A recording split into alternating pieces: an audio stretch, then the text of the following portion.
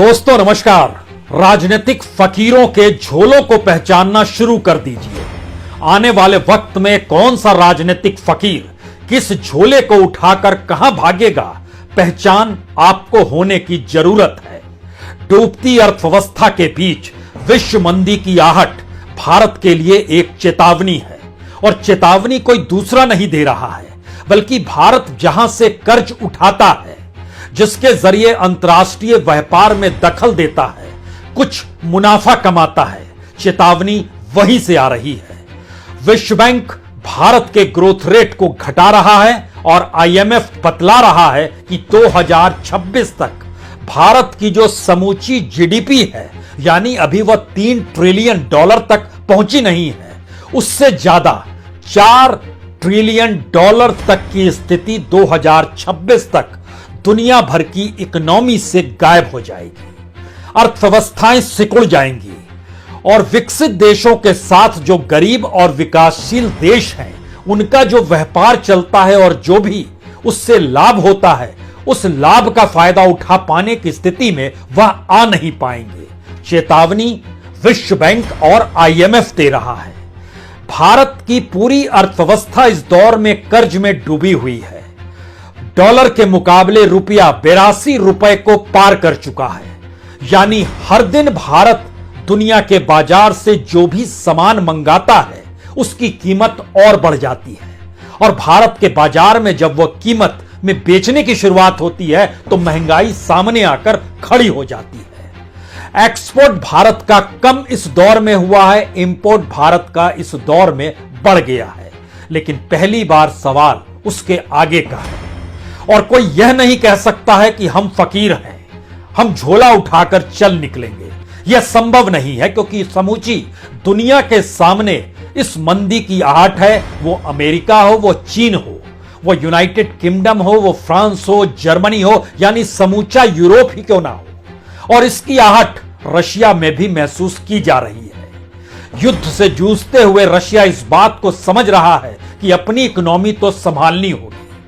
सबको कुचला नहीं जा सकता है, दबाया नहीं जा सकता है, तो जो आर्थिक तौर पर जहां लाभ होगा वहां पर रशिया भी जाएगा, और उसके इर्द गिर्द के वह तमाम देश जो शायद अपने तौर पर अपनी इकोनॉमी को संभालने के लिए अर्थव्यवस्था के माकूल राजनीति को साध रहे हैं, इसके ठीक उलट की परिस्थिति भारत में राजनीति ही अर्थव्यवस्था मान ली गई।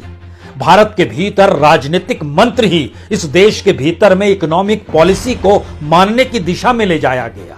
शायद इसीलिए कॉरपोरेट की फंडिंग न सिर्फ बढ़ी, बल्कि सत्ताधारी दल के पास कॉरपोरेट फंडिंग 89% 89% तक आने लगी। और उस कॉरपोरेट फंडिंग की जो सत्ताधारी दल को मिलता था, वह कुछ लाभ तो देगा, बिल्कुल दे रहा है। उन परिस्थितियों में जब राजनीति पूंजी से चलती हो और पूंजी कॉरपोरेट के जरिए आती हो, और कॉरपोरेट का कोई योगदान भारत की अर्थव्यवस्था को पटरी पर लाने को लेकर ना हो, अंतर्राष्ट्रीय बाजार में उत्पादों के जरिए मुनाफा कमाना और भारत की इकोनॉमी को बढ़ाना, इस स्थिति से समूचा कॉरपोरेट ही दूर हो, तो जरा कल्पना कीजिए कि तो क्या बचा सर्विस सेक्टर। और सर्विस सेक्टर भी सितंबर के महीने में सबसे नीचे चला गया है, जो इससे पहले कभी नहीं गया था। दस्तावेजों को आज खंगालने की शुरुआत करते हैं, क्योंकि राजनीति कहां बचेगी, चुनाव प्रचार कहां बचेगा। हजारों करोड़ का इलेक्टोरल बॉन्ड जो हर महीने सत्ताधारी दलों के पास आता है, और उस सत्ताधारी दलों में बीजेपी के पास लगभग 70 से 75% पूंजी उसी के पास आ जाती है। और जब वो बताने निकलती है कि हमारे पास कितनी पूंजी आई, तो आई हुई पूंजी का 70% अज्ञात सोर्स होता है, यानी नहीं पता है। यानी भारत की संसद के भीतर ब्लैक मनी पर नकेल कसने के लिए ना जाने क्या क्या कहा गया। लेकिन परिस्थितियां धीरे धीरे ऐसे बनती चली गई कि समूचा लोकतंत्र ही ब्लैक मनी के आश्रय हो गया।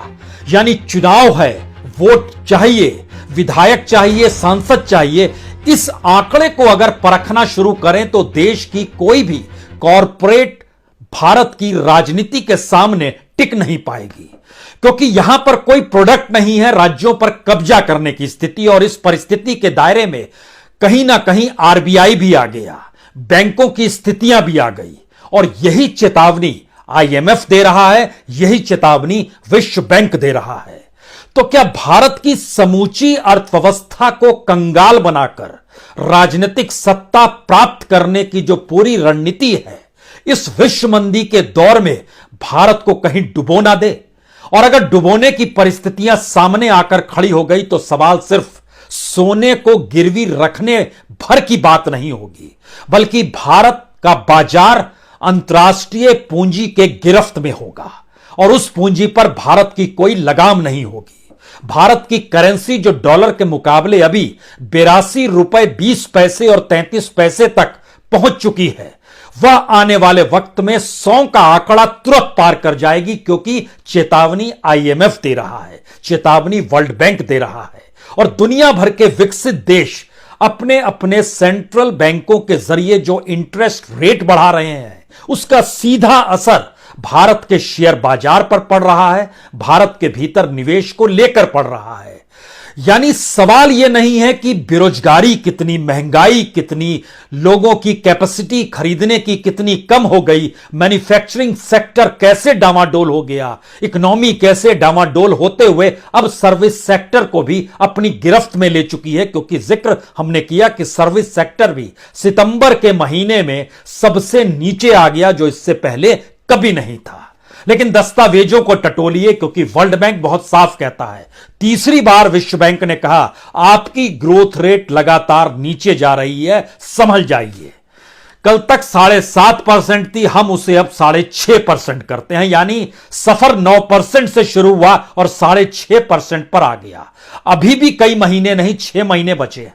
आने वाले वक्त में जो रफ्तार है वो बताती है कि यह 5% के नीचे आ सकता है, और आईएमएफ अपने तौर पर बता रही है कि समूची दुनिया की जो ग्रोथ रेट है 2022 में वह 3.2%, तो 2023 में 2.9%।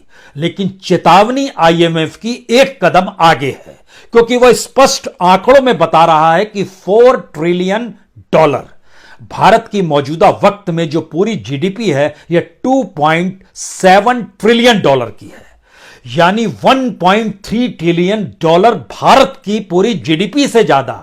दुनिया की समूची इकोनॉमी में भारत का नंबर 5वां सही, लेकिन पूरी इकोनॉमी से एक झटके में अगर $4 ट्रिलियन कम हो जाएं और उसकी रफ्तार हर बरस के साथ $1 ट्रिलियन से ज्यादा की हो, तो अर्थव्यवस्थाएं जब सिकुड़ेंगी, व्यापार थमेगा, बाजार शिथिलता के दायरे में आ जाएगा, रोजगार बचेगा नहीं, महंगाई बढ़ने लगेगी, पैसे लोगों के पास कम होते चले जाएंगे।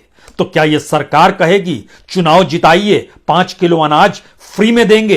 क्या इकोनॉमी ऐसी स्थिति में भारत की आकर खड़ी हो चली है? हो सकता है, क्योंकि इस दिशा में भारत लगातार जिस प्रयासरत है उसमें भारत की रिजर्व पूंजी भी कम हो गई है, व्यापार घाटा लगातार बढ़ते चला जा रहा है। नया डाटा तो बहुत साफ तौर पर बतलाता है कि पिछले बरस यानी 21-22 में अगर $192 बिलियन था, तो पहले 6 महीनों में अभी $150 बिलियन हमारा व्यापार घाटा हो चला है।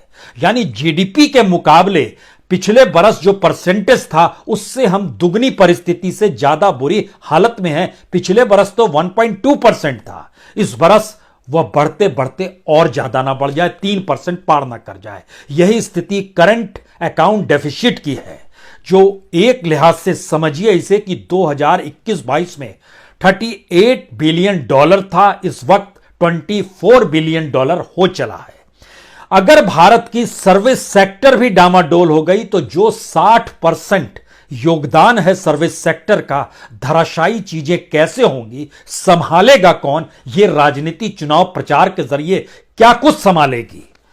यानी चुनाव प्रचार महत्वपूर्ण है, राजनीति साधनी महत्वपूर्ण है, सत्ता में बने रहना महत्वपूर्ण है, और उस सत्ता को खूब पैसा चाहिए। इसके लिए कॉरपोरेट की नेटवर्थ को बढ़ाना और इस देश को कौड़ियों के मोल टुकड़ों में उसके हवाले करते चले जाना, यही इकोनॉमी का मंत्र है। लेकिन दुनिया भर के देश अगर वहां के सेंट्रल बैंक अपने इंटरेस्ट रेट को बढ़ा रहे, भारत ने बढ़ाया है रेपो रेट, ऐसा नहीं है नहीं बढ़ाया है, लेकिन भारत डॉलर पर कहीं ना कहीं टिका हुआ है। इसको सिर्फ इस बात से समझ लीजिए कि डॉलर की महत्ता क्या है, और डॉलर के मुकाबले रुपया आज अगर 82 रुपए 33 पैसे तक पहुंचा और ये 100 रुपए तक भी आने वाले वक्त में जो रफ्तार है उसके मुताबिक दिवाली बीतते बीतते और क्रिसमस आते आते ये 100 रुपए ना छू दे।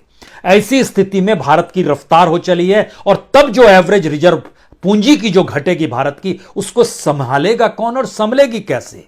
क्योंकि दुनिया में डॉलर एक लिहाज से स्टेबल करेंसी के तौर पर देखी जा सकती है। दुनिया भर में जितना व्यापार होता है 85% डॉलर पर टिका हुआ है।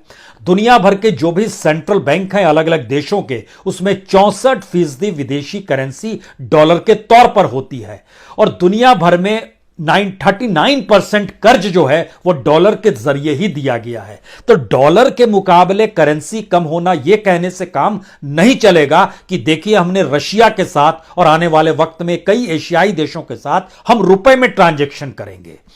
उन देशों की भी करेंसी उसी डॉलर पर टिकी हुई है, क्योंकि वो तमाम देश और भारत भी स्वावलंबी नहीं हुआ है अभी भी। और भारत की जो इकोनॉमी संभाले हुए कॉरपोरेट का तबका है ना, और जो ट्रेडर्स, बड़े बड़े ट्रेडर्स हैं, जो बिलियनियर्स हैं इस देश के भीतर में, वह अंतर्राष्ट्रीय पूंजी पर टिके हुए हैं। वहां पर कोई सीमा नहीं देखी जाती है। तो इस परिस्थिति में अगर भारत की इकोनॉमी को संभाला हुआ वह तबका अगर विचलित हो जाएगा, तो कौन सी राजनीति आप साधेंगे और कौन सा चुनाव प्रचार आपको किस राज्य में सत्ता दिला देगा? इकोनॉमी को लेकर आपको इस दौर में व्हाइट पेपर लाना चाहिए कि नहीं लाना चाहिए? और जो रिस्ट्रिक्शंस हैं और जिस तरीके की परिस्थितियां देश के भीतर है, उसको लेकर आप सचेत होंगे, या चुनावी प्रोसेस में आकर आरबीआई तक को आप कहते हैं कि राजनीति जरूरी है क्योंकि सत्ता हमारी बनी रहे, उसी के बाद तो हम इकोनॉमिक पॉलिसी को आगे ले जा पाएंगे? तो जरा उसका दूसरा हिस्सा सुनिए। भारत को सीधा सीधा नुकसान, पेट्रोलियम और सोने के दाम बढ़ेंगे। दुनिया के बाजार में पेट्रोलियम की कीमत कम होगी, लेकिन डॉलर के मुकाबले रुपया चूंकि लगातार बढ़ रहा है, तो फिर भारत के लोगों को लाभ उसका नहीं मिलेगा, जो नहीं मिल रहा है। जो $116 प्रति बैरल से घटकर अगर आज की तारीख में $90 प्रति बैरल भी आ गए, लाभ नहीं मिला। उसकी सबसे बड़ी वजह है हमारी इकोनॉमी डामाडोल, डॉलर के मुकाबले रुपया खत्म।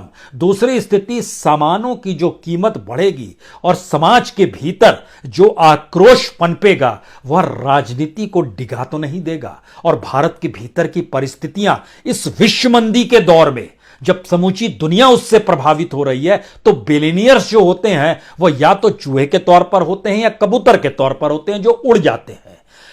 चूहे भाग जाते हैं और कबूतर किसी एक जगह पर एक कबूतर उतरता है तो सारे कबूतर उसी दिशा में उतर जाते हैं। शायद इसीलिए 2014 के बाद से भारत छोड़ने वाले बिलियनियर्स की तादाद, उससे पहले के अतीत के पन्नों को देखिएगा और इस देश के एक्सटर्नल अफेयर मिनिस्ट्री के दस्तावेजों को देखिएगा, तो पता चलेगा भारत में बड़ी तादाद में बिलियनियर्स इस देश को छोड़ रहे हैं। तकरीबन 8 लाख तक बीते 8 बरस में छोड़ चुके हैं। इस रफ्तार के साथ देश चल रहा है, और इस रफ्तार के साथ अगला मुश्किल यह है, इस देश की बड़ी पूंजी बाहर जाएगी जो डॉलर की शक्ल में होगी। आप कहेंगे कैसे जाएगी?